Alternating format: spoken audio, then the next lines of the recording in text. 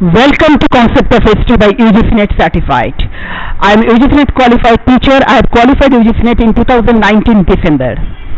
This English channel is dedicated to serious aspirants of UPSC, PCS, UGCNet and other competitive examinations. In this English channel, you will get exam-focused guidance, smart strategies and concept-based lessons to build real understanding of history. इस video में हम लोग जानेंगे background of advent of Europeans. देखिए, advent of Europeans एक बहुत ही important topic है UPSC और पीसीएस एग्जामिनेशन के लिए। आप लोग जानते ही हैं, हमने इस इंपॉर्टेंट टॉपिक को कई सब टॉपिक्स में सब डिवाइड किए और उनमें से पहला सब टॉपिक है background of advent of Europeans. सीधा सा मतलब है कि ये जो यूरोपियंस है, गोरे लोग हमारे देश में आए क्यों। वो बोलते हैं ना, तू आई क्यों, तो यही पर हम लोग जानेंगे कि भाई साहब तू आई क्यों। तो उसके पहले हम लोग मर्केंटाइल इकोनॉमी के बारे में थोड़ा बहुत जानकारी ले लेते हैं। मर्केंटाइल इकोनॉमी के बारे में हमारा एक वीडियो भी है और मेरा हम्बल रिक्वेस्ट है उस वीडियो को आप लोग देख लीजिए, जहां पर मर्केंटाइल इकोनॉमी के बारे में हम लोग बोले हैं। यहाँ पर हम लोग जस्ट मर्केंटाइल इकोनॉमी की कॉन्सेप्ट को समराइज करेंगे। ओके, तो ये जो मर्केंटाइल इकोनॉमी है, ये इमर्ज किया था at the end of 14th century AD Europe में और 16 to 18th सेंचुरी एडी में ये डेवलप किया था। एक्चुअली उस वक्त यूरोप का मर्केंटाइल इकोनॉमिस्ट का एक अर्थनैतिक सोच का परिणाम है ये मर्केंटाइल इकोनॉमी। मर्केंटाइल इकोनॉमी सोच रहा था कि ज्यादा से ज्यादा पैसा कैसे कमाया जाए। ओके, ज्यादा से ज्यादा पैसा कैसे कमाया जाए, और वो लोग ना प्रेशियस मेटल जैसे गोल्ड, सिल्वर, उसको एक्यूमुलेट करने पर ध्यान दिया था। ठीक है, ताकि ये जो गोल्ड, सिल्वर जैसे प्रेशियस मेटल्स अपने देश में रहे। ओके, अपने देश में रहे गोल्ड, सिल्वर जैसे प्रेशियस मेटल्स। तो ज्यादा से ज्यादा वेल्थ को एक्यूमुलेट कर पाना ही मर्केंटाइल इकोनॉमिस्ट का सबसे महत्वपूर्ण, सबसे इंपॉर्टेंट लक्ष्य थे। आप उस ऑब्जेक्टिव को वो कैसे पूरा किया था, इस तरह।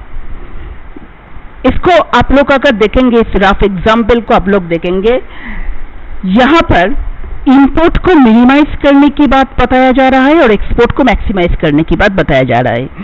इस एग्जाम्पल को देखिए, यहां पर अकॉर्डिंग टू दिस एग्जाम्पल हम लोग 50 रुपीज की चीज खरीदे और 100 रुपीज की चीज को सेल किए, तो सरप्लस कितना रहा? 50 रुपीज की चीज खरीदे, 100 रुपीज की चीज सेल किए, तो 50 रुपीज का सरप्लस रहा। और क्योंकि ये 50 रुपीज का सरप्लस रहा, तो एक फेवरेबल बैलेंस ऑफ ट्रेड बना। अगर सरप्लस ना होता तो फेवरेबल बैलेंस ऑफ ट्रेड नहीं होता। तो ये फेवरेबल बैलेंस ऑफ ट्रेड कैसे हुआ? क्योंकि हमने इंपोर्ट को मिनिमाइज किया, कम से कम खरीदे और ज्यादा से ज्यादा बेचे, एक्सपोर्ट को मैक्सिमाइज किया। इंपोर्ट को मिनिमाइज किया, एक्सपोर्ट को मैक्सिमाइज किया। इससे क्या हुआ? सरप्लस वेल्थ जनरेट हुआ, फेवरेबल बैलेंस ऑफ ट्रेड बने।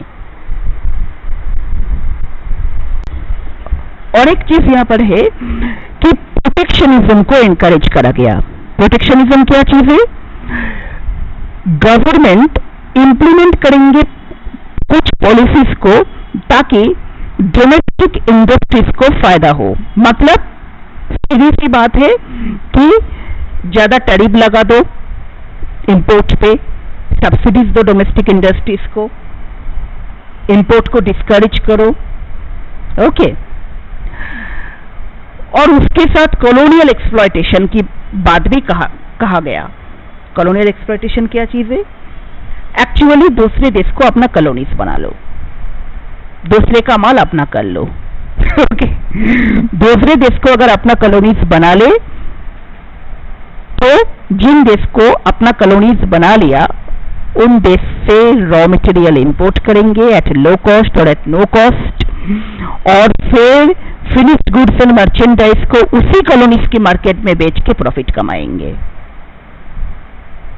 ओके, जैसे ब्रिटेन ने भी किया था इंडिया से ना, इंडिया से रॉ मटेरियल्स को ले गए, फिर finished goods and merchandise Britain के मिल में जो भी बना वो इंडिया की मार्केट में ही बेचा और प्रॉफिट कमाया। और केवल क्या इंडिया की मार्केट में बेचा, नहीं, दूसरी मार्केट में भी बेचा ना। केवल कॉलोनीज से रॉ मटेरियल इंपोर्ट करके फिनिश्ड गुड्स एंड मर्चेंडाइज को बना के केवल कॉलोनीज की मार्केट में ही बेचना है, नहीं sir. Finished goods and merchandise को प्रॉफिट मैक्सिमाइजेशन के लिए दूसरे यूरोपियन मार्केट में और वर्ल्ड मार्केट में भी बेचना है, तो उस कॉलोनीज की मार्केट में भी बेचना है और यूरोपियन मार्केट और वर्ल्ड मार्केट में भी बेचना है और प्रॉफिट मैक्सिमाइजेशन करना है। ठीक है। और एक चीज, ओपन ट्रेड इकोनॉमी और मर्केंटाइल पॉलिसी, उनमें एक डिफरेंस है। क्या? Government intervention. Open trade economy बोलते हैं कि कम से कम गवर्नमेंट इंटरवेंशन करो, जबकि मर्केंटाइल इकोनॉमिस्ट बोले थे गवर्नमेंट इंटरवेंशन को बढ़ाओ या फिर गवर्नमेंट इंटरवेंशन को एक्टिव रखो। एक्टिव गवर्नमेंट इंटरवेंशन के बारे में बताया गया था। ठीक है, गवर्नमेंट ट्रेड पॉलिसीज को रेगुलेट करेंगे, इसको मर्केंटाइल इकोनॉमी सपोर्ट किए थे।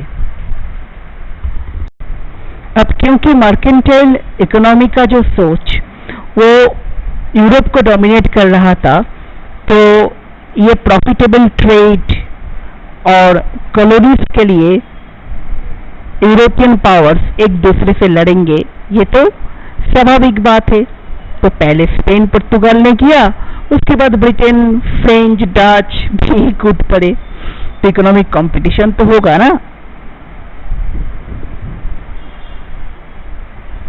चाहे वो Cambridge history of India edited by H.H. Dodwell, Bipin Chandra, यहाँ तक कि विंसेंट स्मिथ का ऑक्सफोर्ड हिस्ट्री ऑफ इंडिया भी हो, उन सब में in decline of trade route का जिक्र है, डिक्लाइन ऑफ ट्रेड रेट का मेंशन हम लोग पाते हैं।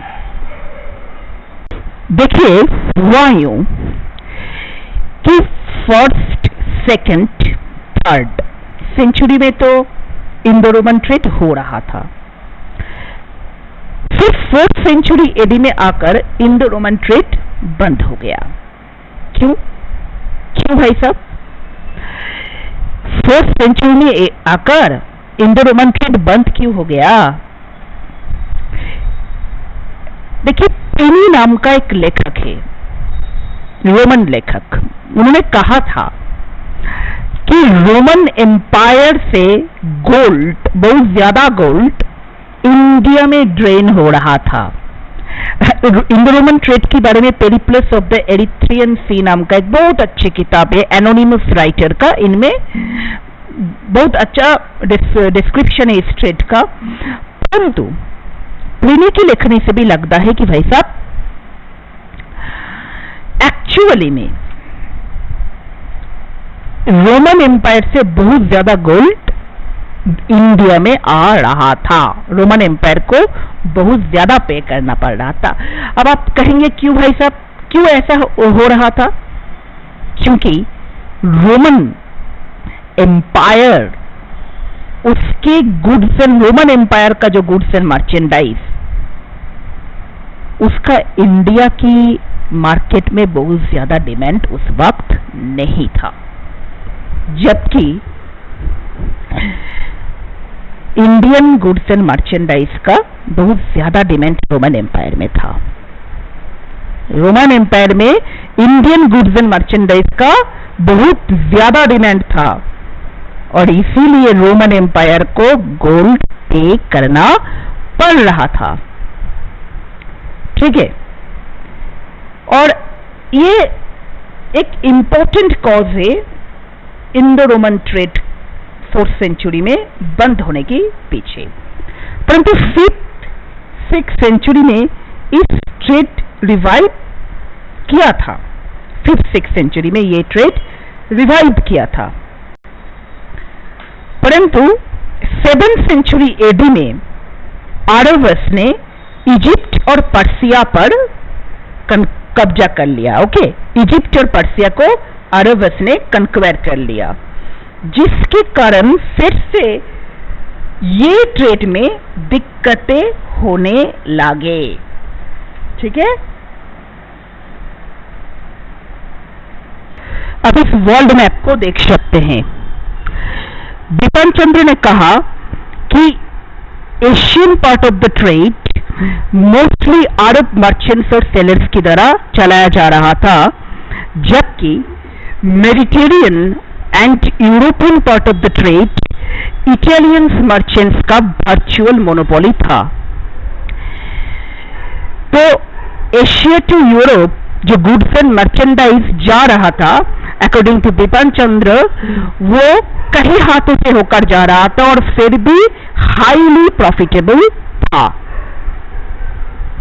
तो आप लोग एक चीज सोच रहे हैं कि 1869 में सुएज आए, तो उससे पहले ट्रेड कैसे हो रहा था?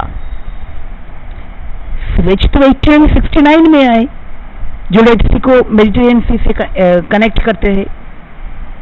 जो सुएज रेड सी को मेडिटेरियन सी से कनेक्ट करते हैं, वो तो 1869 में आए। तो इस वक्त ट्रेड कैसे होता था? गुड्स एंड मर्चेंडाइज इस वक्त, मतलब इंडो रोमन ट्रेड की बात हो, बाद में भी 7th सेंचुरी एडी हो, 15th सेंचुरी एडी हो, इस वक्त गुड्स एंड मर्चेंडाइज रोम से इजिप्ट की अलेक्जेंड्रिया में जाता था, इजिप्ट के अलेक्जेंड्रिया में जाता था, और उससे यहाँ पर आप देख पा रहे हैं मायोस, हर्मस और बेरेनिके लिखा है यहाँ पर। इन रेड सी पोर्ट्स पे अलेक्जेंड्रिया से गुड्स एंड मर्चेंडाइज जाता था। उसके बाद रेड सी होकर, अरेबियन सी होकर इंडियन पोर्ट्स में जाता था। कौन सी इंडियन पोर्ट्स में? जैसे बड़ी गाजा, वारूज गुजरात, मुजरिस केरला, एडिकामेडू तमिलनाडु एटसेट्रा। ओके, और मानसून का एडवांटेज था, मानसून एस्टेब्लिश हो चुका था पेलिस की द्वारा। तो ये मानसून विंड्स जो है अरेबियन सी की इस ट्रेड में ट्रेडर्स का हेल्प करते थे। ओके, और क्या यही एक रूट थे? नहीं, बिल्कुल भी नहीं, ओवरलैंड रूट भी थे। रोम से एशिया माइनर, एशिया माइनर से सीरिया, सीरिया से मेसोपोटामिया, मेसोपोटामिया से पर्शिया मतलब ईरान आज का, उसके बाद बैक्ट्रिया और नॉर्थ वेस्टर्न इंडिया, ऐसे ट्रेड होता था। ओके, उसके बाद सिल्क रूट भी था, सिल्क रोड भी था, और कैराविन रूट्स भी था।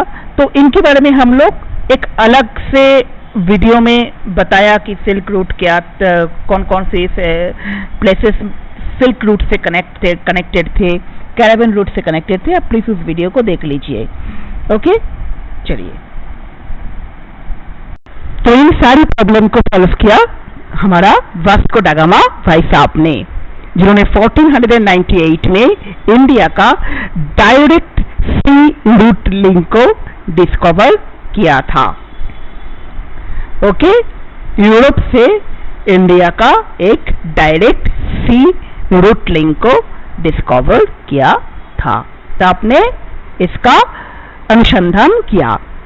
देखिए, Cambridge history of India volume 5 edited by H.H. डडवेल, वहां पे लिखा है कि 15th सेंचुरी एडी का लास्ट डिकेड में कोलंबस ने न्यू वर्ल्ड का और वास्को दा गामा ने ओल्ड वर्ल्ड का न्यू रूट की संधान किया,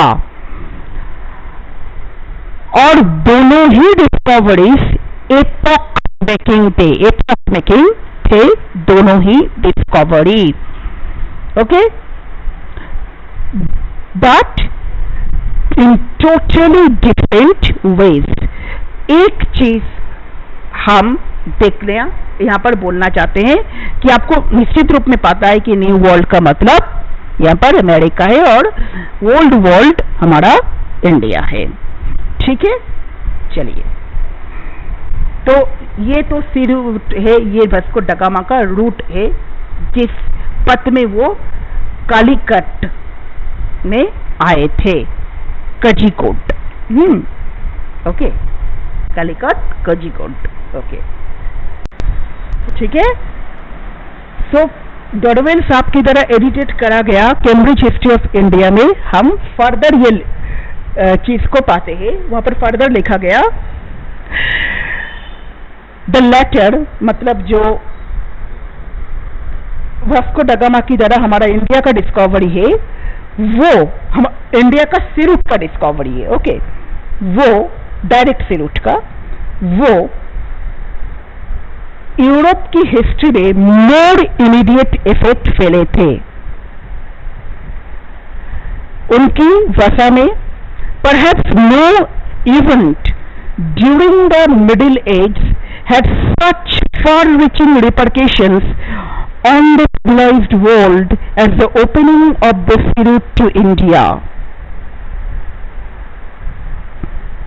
ठीक है, इतना far-reaching repercussions मिडिल एज की किसी भी इवेंट ने नहीं यूरोपियन और यूरोपियन सिविलाइजेशन में और सिविलाइज्ड वर्ल्ड में फैले थे, जितना इफेक्ट वो सी रूट का डिस्कवरी, इस डायरेक्ट सी रूट का डिस्कवरी फैले थे।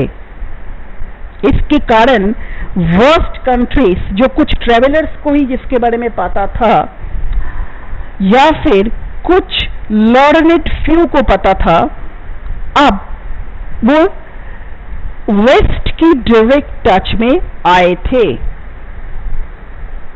ईस्ट का लग्जरीज जो इतने दिन इतनी हाथ बदल के यूरोपियन मार्केट में जा रहा था, वो डायरेक्टली लिस्बन में पहुंच रहा था। और मुसलमान और इस्लामिक पावर का जो इंडियन ओशियन और रेड सी का जो ट्रेड में इतना क्षमता था, सीबोर्न ट्रेड में इतना क्षमता था, वो पैरालाइज्ड हो गया था।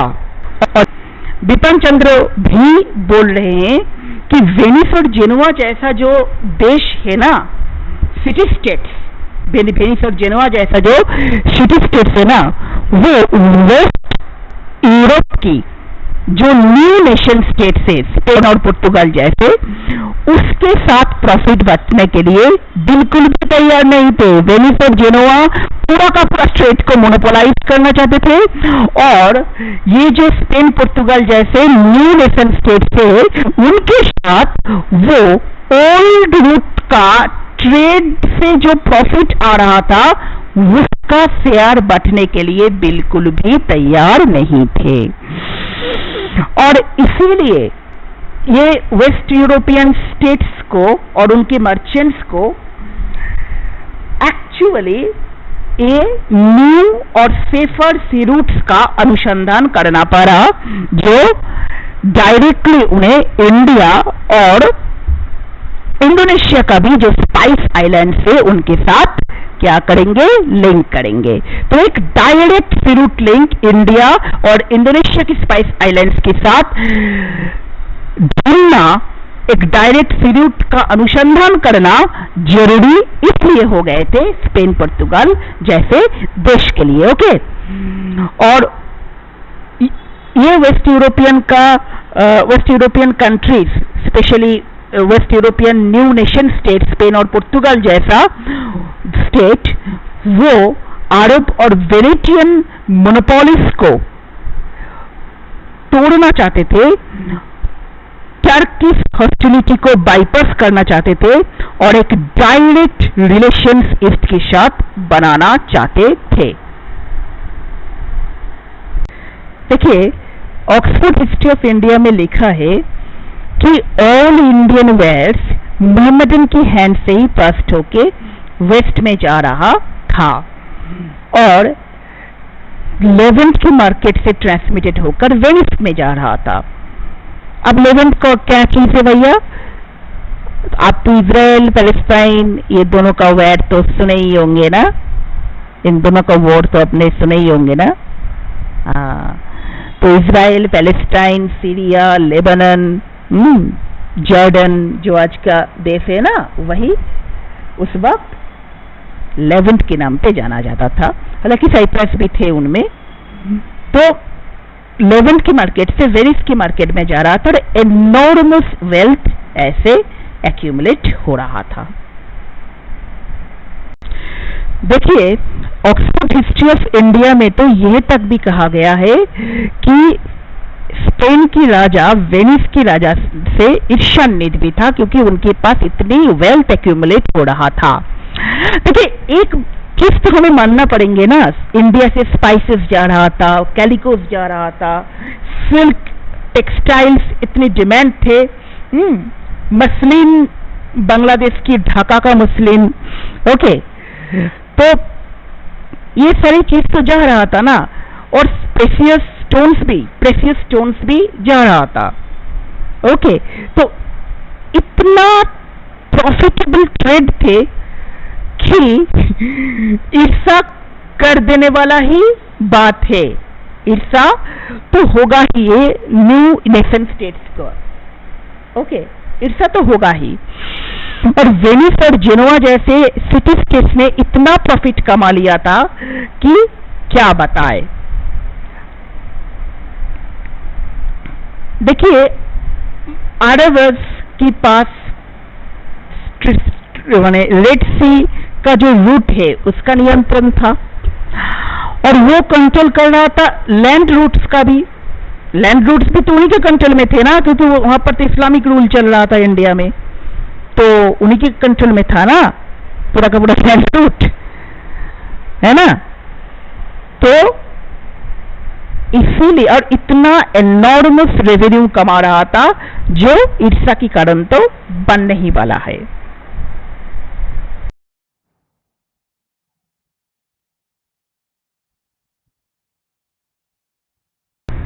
यूरोप के कुछ रीजन में हम लोग इस वक्त इकोनॉमिक डेवलपमेंट भी देख पा रहे हैं, रैपिड इकोनॉमिक प्रोग्रेस देख पा रहे हैं। और हम लोग इस वक्त देखेंगे कि एग्रीकल्चरल सिस्टम में भी एक प्रोग्रेस हो रहा था, improved plough, scientific crop management system, crop rotation, इस वक्त हम लोग यूरोप में देख पाएंगे। और सप्लाई ऑफ मीट भी बढ़ गए, ओके, और सप्लाई ऑफ मीट जब बढ़ेंगे हम लोग जानेंगे कि उस वक्त क्या होगा कि स्पाइसेस का भी डिमांड बढ़ेंगे, क्योंकि स्पाइसेस मीट कुकिंग और प्रिजर्वेशन दोनों के लिए जरूरत है ना। तो इस कारण हम लोग देख पा रहे हैं कि ये जो रैपिड इकोनॉमिक डेवलपमेंट हो रहा है, रैपिड प्रोग्रेस हो रहा है, एग्रीकल्चरल सिस्टम में डेवलपमेंट हो रहा है, इसके कारण क्या हो रहा है, इसके कारण जैसे जैसे आप धनी होते जाएंगे, पैसे आते जाएंगे, वैसे ही लग्जरी गुड्स की डिमांड भी बढ़ेंगे। तो इसके कारण ईस्टर्न लग्जरी गुड्स का भी डिमांड बढ़ते गए यूरोप के अंदर।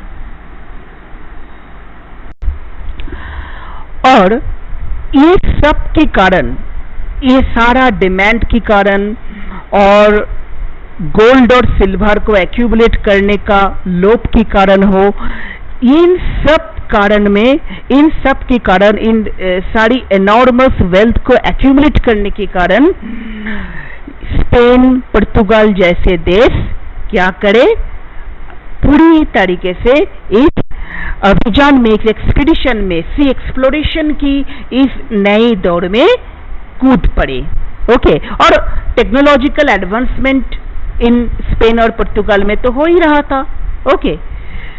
देखिए स्पेन, पुर्तगाल जैसी न्यू नेशन स्टेट्स में building, navigation science and technology massively develop कर रहा था, और north European states Spain, Portugal जैसे न्यू नेशन स्टेट्स को ही हेल्प कर रहा था, स्पेन, पुर्तगाल जैसे न्यू नेशन स्टेट्स को ही सपोर्ट कर रहा था, क्योंकि वेनिस, जेनोवा जैसे छोटे छोटे सिटी स्टेट्स के लिए माइटी ऑटोमन एम्पायर से लड़ना या फिर इतनी बड़ी बड़ी एक्सप्लोरेशन करना बहुत आसान बात नहीं थे। इसलिए north European states Spain Portugal जैसे स्टेट को भी सपोर्ट कर रहा था जिसके पास already developed ship building technology, navigation science and technology है। पुर्तगाल का प्रिंस हेनरी का एक ऑब्सेशन हो गया था कि वो इंडिया का डायरेक्ट सी रूट को एक्सप्लोर करे। ओके, और इसके कारण, इस ऑब्सेशन के कारण एक्चुअली उसका नाम प्रिंस हेनरी द नेविगेटर भी पड़े थे। परंतु प्रिंस हेनरी द नेविगेटर 1460 में उसका देहांत हो गया और उसकी मृत्यु के पश्चात, प्रिंस हेनरी द नेविगेटर की मृत्यु के पश्चात उनके एडवेंचरस कैप्टन ने सेनेगल रिवर को एक्सप्लोर करने में सक्षम हुआ था, परंतु अफ्रीका को सरकम नेविगेट करना उसके बाद ही पॉसिबल हो पाए थे।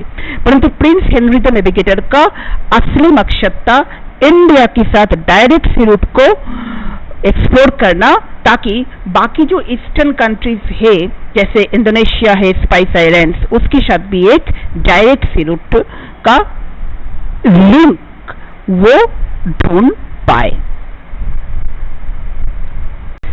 1454 में पोप निकोलस V ने प्रिंस हेनरी द नेविगेटर को एक बुल दिया था।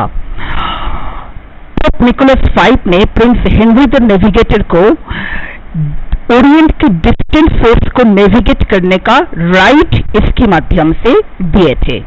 ओके, परंतु वो पूरा ना कर पाए। 1460 में उसका देहांत हो गया।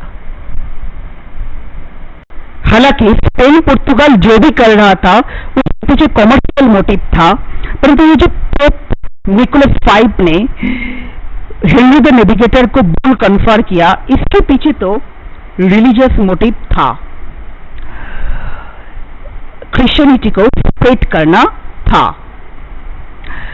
Treaty of Tordesillas 1494 Pope Alexander VI की वक्त साइन करा गया। According to this treaty non Christian world को स्पेन और पुर्तगाल के बीच डिवाइड कर दिया गया।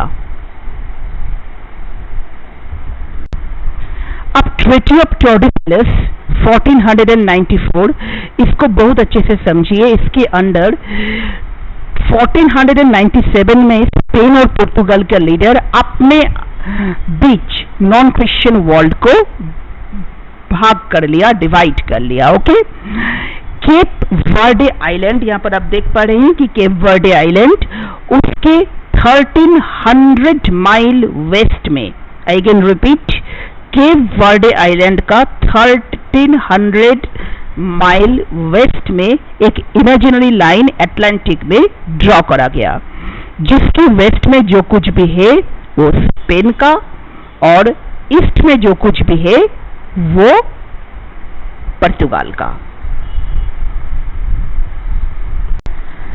1300 miles here means 370 leagues west of Cape Verde। Arctic to Antarctic में ये लाइन, इमेजिनरी लाइन ड्रॉ करा गया अटलांटिक के ऊपर, 370 leagues west of Cape Verde। According to Bipin Chandra, another major source of early capital accumulation or enrichment for European countries was their penetration of Africa in the middle of 15th century AD। तो अगर बिपिन चंद्र को माने तो ये जो European countries की capital accumulation के एक मेजर सोर्स था अफ्रीका का exploration in the middle of 15th century AD में। तो पहले तो ये गोल्ड और आइवोरी पे शुरू हुआ था, गोल्ड और आइवोरी ट्रेड अफ्रीका से शुरू हुआ था, बहुत जल्दी स्लेव ट्रेड में कन्वर्ट हो गया। ओके, बहुत जल्दी स्लेव ट्रेड में कन्वर्ट हो गया क्योंकि ये बहुत ही प्रॉफिटेबल ट्रेड था। और ये ट्रेड में तो स्पेन और पुर्तगाल का मोनोपोली था। बाद में डच, फ्रेंच और ब्रिटिश मर्चेंट्स आए थे, परंतु वो बाद में। ओके, चाहे वो Cambridge history of India edited by H.H. Dodwell, Bipin Chandra, यहाँ तक कि विंसेंट स्मिथ का ऑक्सफोर्ड हिस्ट्री ऑफ इंडिया भी हो, उन सब मैन्युफैक्चर्ड गुड्स एंड मर्चेंडाइज को यूरोप से अफ्रीका ले जा रहा था और उसको अफ्रीकन कोस्ट में अफ्रीकन स्लेव्स के बदले में एक्सचेंज कर रहा था और इन स्लेव्स को अक्रॉस द अटलांटिक ले जा रहा था। इन सारे स्लेव्स को कॉलोनियल प्लांटेशंस और माइंस के लिए एक्सचेंज किया जा रहा था बाद में, और उसके बाद इन लोगों को ले आकर यूरोप की मार्केट में भी सेल किया जा रहा था। इस ट्रायंगुलर ट्रेड से इमेंस प्रॉफिट कमाया जा रहा था, जो बाद में इंग्लैंड और फ्रांस की कॉमर्शियल सुप्रीमेसी का बेस बना। Okay, a great deal of West European and North American prosperity इस स्लेव ट्रेड पे बेस था। विशेष रूप में ये जो स्लेव लेबर्स थे वो प्लांटेशंस में काम कर रहा था। इस स्लेव ट्रेड का जो प्रॉफिट था वो व्यापक रूप में यूरोप और नॉर्थ अमेरिका की डेवलपमेंट में कंट्रीब्यूट कर रहा था उस वक्त। ओके, बाद में जो इंडस्ट्रियल रिवॉल्यूशन हुआ 18-19 सेंचुरी एडी में, उसमें भी इस स्लेव ट्रेड की प्रॉफिट का एक शेयर था और ये तो हम लोग जानते ही हैं। उसमें जो वेल्थ एक्सट्रैक्ट किया जा रहा था इंडिया से, उसमें उसका एक बहुत मेजर कंट्रीब्यूशन भी था, क्योंकि रॉ मटेरियल्स तो यही इसे जा रहा था। ओके, और धीरे धीरे ब्रिटिशर्स ने बाद में इस मदर ऑफ कॉटन को कॉटन और टेक्सटाइल से ही डिस्ट्रॉय किया था।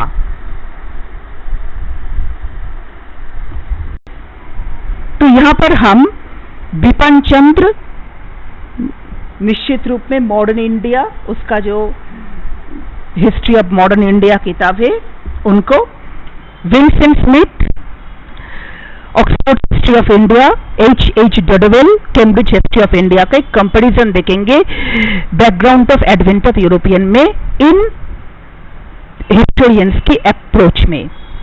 बिपिन चंद्र एक नेशनलिस्ट मार्क्सिस्ट हिस्टोरियन थे, विंसेंट स्मिथ एक इंपीरियलिस्ट थे, H. डडवेल एक लिबरल इंपीरियलिस्ट थे।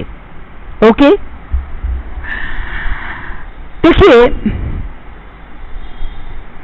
डडवेल साहब ने कहा कि ये जो यूरोपियन ट्रेडर्स थे वो अपॉर्चुनिस्ट थे, अपॉर्चुनिस्ट।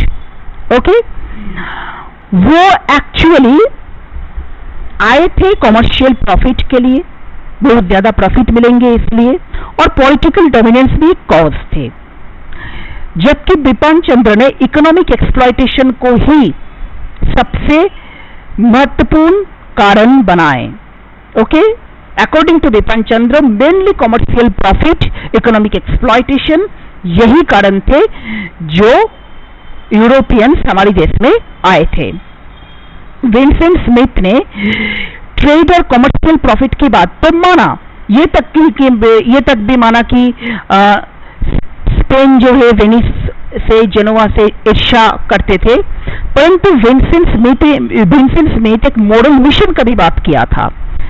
विंसेंट स्मिथ को अगर माने तो एक लैक ऑफ यूनिटी था इंडिया में। ये बात को विशेष रूप में विंसेंट स्मिथ ने ऑक्सफोर्ड हिस्ट्री ऑफ इंडिया में लिखा भी कि ये एक फ्रैगमेंटेड नेशन से, ये एक जियोग्राफिकल एक्सप्रेशन की तरह है, ये एक फ्रैगमेंटेड नेशन से कोई इंडिया में नेशनलिज्म नहीं, नेशन स्टेट्स नहीं, एक फ्रैगमेंटेड नेशन से एक दूसरे से लड़ते रहते हैं।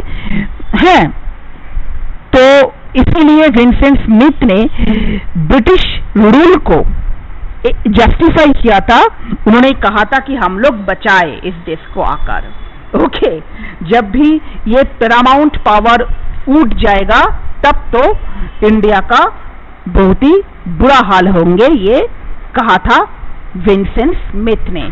तो ऑक्सफोर्ड हिस्ट्री ऑफ इंडिया में तो इंपीरियलिस्ट तो थे ही वो, जबकि बिपिन चंद्र एक नेशनलिस्ट मार्क्सिस्ट की तरह इकोनॉमिक एक्सप्लॉयटेशन और कमर्शियल प्रॉफिट पर ध्यान दे रहा था।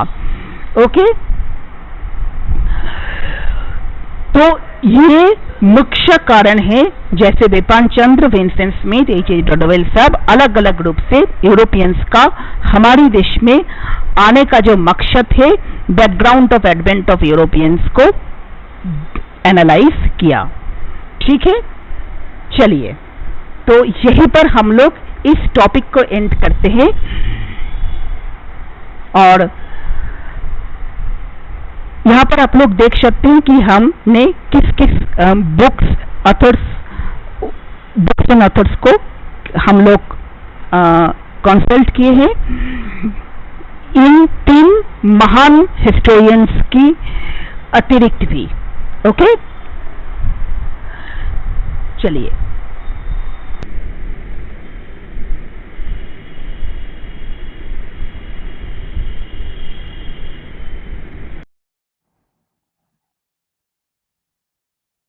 देखिए, हुआ यूं कि फॉर